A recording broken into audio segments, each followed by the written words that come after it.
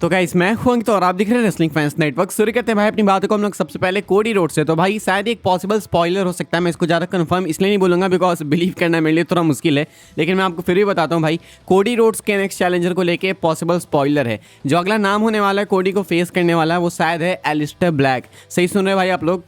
कोरी hedge जो है जो बॉडी स्लैम के PWN के, इनका टीज करना है कि शायद से एलिस्टर ब्लैक आ सकते हैं कोडी रोड्स के सामने। इन्होंने वाली फोटो डाली। इसके अलावा भी PWN के अलग अलग अकाउंट्स ने टीज किया है कि एलिस्टर ब्लैक के लिए स्मैकडाउन ये वाला कल वाला इंपॉर्टेंट होने वाला है। तो ऐसे में भाई कोडी के सामने कल एलिस्टर ब्लैक आपको देखने को मिल सकते हैं। इसका मतलब कि इनका एक मैच आपको देखने को मिल सकता है, या तो कल के कल हो जाए या नहीं तो भाई इनका मैच बिल्ड किया जाए फॉर सर्वाइवर सीरीज। किसी भी तरीके से इनका मैच हो भाई, मैं खुश नहीं हूँ। मैं ये नहीं बोलूँगा कि एलिस्टर ब्लैक डिजर्व नहीं करते हैं, डेफिनेटली करते हैं, लेकिन आपको अगर किसी को टाइटल मैच में डालना है तो उसके लिए एक मोमेंटम बिल्ड करना होता है। अभी जस्ट ये US टाइटल के लिए थे पीछे, वहाँ पे हार गए। डायमंड पिस्ट के साथ फ्यूड करने के बाद भाई इनकी क्या क्रेडिबिलिटी है कि कोडी के अनडिस्प्यूटेड चैंपियनशिप के पीछे आ रहे हैं। तो अगर आपको मैचेस कराने हैं, किसी सुपरस्टार को पुश करना है, तो ऐसे मैचेस कराओ, इस तरीके से कराओ कि उसके पीछे मोमेंटम दिखे।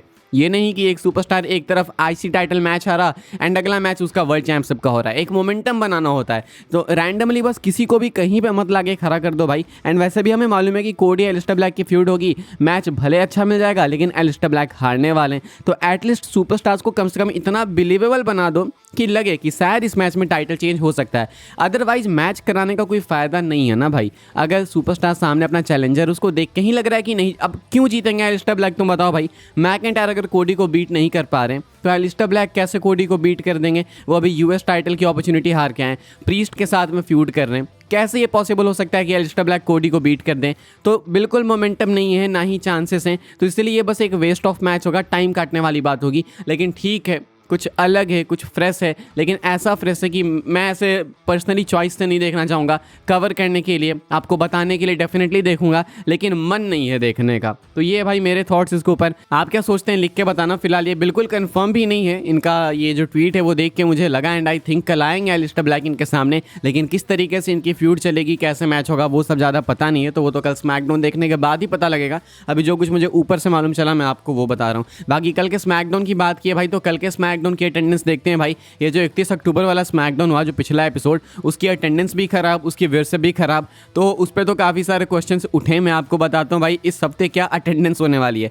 इस हफ्ते भी बहुत ज़्यादा लोग नहीं आने वाले हैं भाई शो अटेंड करने। इस हफ्ते भी भाई बस फ्राइडे नाइट स्मैकडाउन के लिए 6200 लोग आने वाले, आप देख सकते होगे। पर WrestleTix tonight's WWE SmackDown at the Bon Secours Wellness Arena in Greenville has sold over 6200 tickets so far. The May 19th Raw at the same venue drew around 10,000 tickets. कहा जा रहा है कि रेसलटिक्स के अकॉर्डिंग ये जो जिस एरेना से शो होने वाला है ना, इसने इस वाले स्मैकडाउन के एपिसोड के लिए 6200 टिकट्स बेचे हैं। अभी भी ये सोल्ड आउट नहीं है। एंड कहा जा रहा है कि 19 मई का जो एपिसोड था, सेम वेन्यू से, सेम एरेना, सेम लोकेशन, वो मंडे नाइट रॉ था, उसके लिए 10,000 लोग अटेंडेंस में आए थे। यानी कि सेम एरेना में WWE के ही शोज, एक 19 मई का एपिसोड एंड एक कल वाला स्मैकडाउन होने वाला है। दोनों में बहुत डिफरेंस है। 19 मई वाले मंडे नाइट रॉ के लिए 10,000 लोग थे अटेंडेंस में एंड कल 6200 लोग ही होने वाले हैं। मैक्स होंगे तो 6500 होंगे। अब देखो यहाँ पे ये भी मैं मेंशन करना चाहूँगा कि WWE वाले टिकट्स ही बेच रहे हैं 6500-6600, यानी कि जितने वो बेच रहे हैं उतने टिकट्स बिक रहे हैं। लेकिन क्वेश्चन है कि आप इतने कम टिकट्स क्यों बेच रहे हो? ये वाली साइंस मुझे अभी तक समझ नहीं आई कि जब अगर अटेंडेंस में हो सकते हैं 10,000 लोग तो WWE वाले कम टिकट्स क्यों बेचते हैं। ये अगर मुझे किसी दिन समझ आ जाएगा तो मैं आपको बताऊँगा, या फिर अगर आप में से किसी को ये समझ आता है तो मुझे कॉमेंट करके बताना। क्योंकि ऐसा नहीं है कि ये रेसलमेनिया है या फिर समरस्लैम है तो आपको स्टेज बनाना है मैसिव, तो पीछे लोग नहीं बिठा पाओगे या फिर कहीं पे कवर करोगे, ऐसा भी नहीं है। नॉर्मल स्मैकडाउन का एपिसोड है तो यहाँ पे सारे सीट्स अवेलेबल होने चाहिए।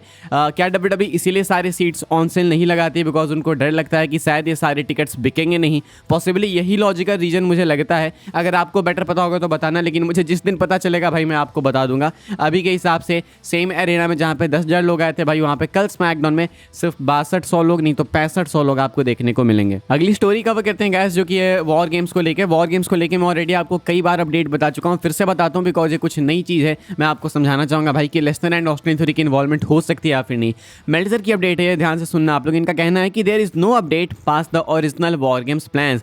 The men's match has to be CM Punk and Jey Uso and Roman Reigns and Jacob Fatu and either Jimmy Uso or LA Knight in the final spot versus Seth Rollins and Braun Breaker and Bronson Reed and Brock Lesnar and Austin Theory. With Rollins out, Logan Paul is in that spot, but nothing on television yet has indicated or teased Lesnar or Theory. But those angles would be upcoming the next few weeks. कहना है Meltzer का कि ज़्यादा कुछ नई update नहीं है। Original plans थे कि CM Punk, Jey Uso, Roman Reigns, Jacob Fatu and या तो जिमी उसो या नहीं तो LA Knight, ये एक टीम में होंगे। सामने वाली टीम में Seth, breaker, Bronson read, Brock Lesnar and Austin theory होंगे। अब क्योंकि रॉलिंस इंजरी से बाहर जा चुके हैं तो लोगन पॉल ऐड किए गए हैं। अब कहानी है कि क्या लेसनर एंड थ्योरी ऐड किए जाएंगे, तो अभी टीवी पे देख के लगा तो नहीं है, टीवी पे देख के ज़्यादा आइडिया लगा नहीं है क्योंकि इनको लेके कोई टीज मिला नहीं है। लेकिन कहना है मेल्टजर का कि लेसनर एंड ऑस्टिन थ्योरी को लेके एंगल्स कुछ अपकमिंग वीक्स में आपको देखने को मिल सकते हैं अगर इनकी इन्वॉल्वमेंट होनी है तो। क्योंकि देखो दो लोगों की नीड तो होगी।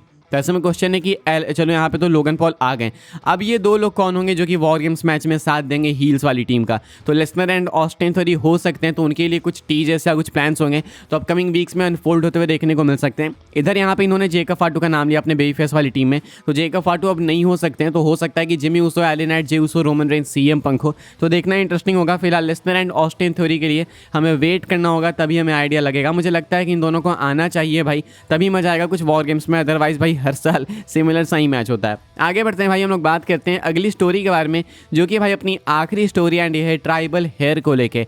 मैं आपको बताता हूँ क्या है ये क्या नहीं, लेकिन उससे पहले भाई चैनल को सब्सक्राइब करना अगर आपने नहीं किया तो 2 सेकंड लगेंगे भाई। बाकी हम लोग आते हैं ट्राइबल हेयर पे। तो ट्राइबल हेयर ये वाला टर्म आपने पहले भी सुना होगा एंड WWE वालों ने इसको ट्रेडमार्क कर लिया है। आप देख सकते हो पर USPTO WWE filed a trademark for tribal heir on November 6। क्या है ये भाई? तो ये है कि शायद अपकमिंग ट्राइबल चीफ का ओहदा हेयर। ये ट्राइबल हेयर का मतलब यही होता है कि एक तरीके से मान के चलो नॉमिनी, अगर देसी भाषा में आपको बताऊं, रोमन ट्राइबल चीफ है तो ट्राइबल चीफ के बाद हुज नेक्स्ट, तो then comes the tribal heir. अब ये किसके लिए ट्रेडमार्क फाइल किया गया? क्या ये जे उसो के लिए किया गया?